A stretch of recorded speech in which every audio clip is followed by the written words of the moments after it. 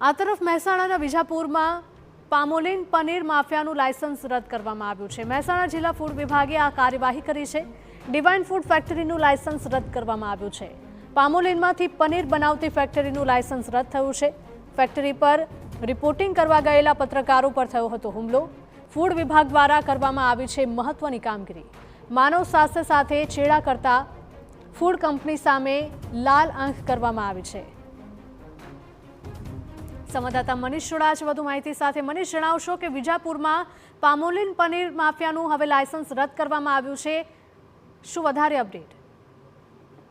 જી, મહેસાણા વિજાપુરમાં food and drug વિભાગ દ્વારા એક રેડ કરીને કાર્યવાહી કરવામાં આવી હતી, જેની અંદર પામોલીનમાંથી પનીર બનાવતા હોવાનું ખુલ્યું હતું અને સમગ્ર ઘટનાની બાદ તંત્ર દ્વારા સેમ્પલ લઈને કાર્યવાહી કરવામાં આવી હતી અને જે પ્રકારે અખાદ્ય પનીર બનાવવામાં આવતું હતું તેના ફેક્ટરી સંચાલકનું લાયસન્સ પણ ફૂડ એન્ડ વિભાગ દ્વારા તાત્કાલિક ધોરણે રદ કરાયું છે। ઉલ્લેખનીય છે કે લોકોના આરોગ્ય સાથે છેડા કરતી આ કંપનીના માલિક દ્વારા ત્યાં સ્થળ પર બીજા દિવસે રિપોર્ટિંગ કરવા ગયેલા પત્રકારો પર હુમલો પણ થયો હતો। ત્યારબાદ ફૂડ વિભાગે પણ આ પ્રકારની જે કાર્યવાહી કરી છે મહત્વની કહી શકાય અને માનવ સ્વાસ્થ્ય સાથે છેડા કરતી આ કંપની સામે લાલ આંખ કરી છે।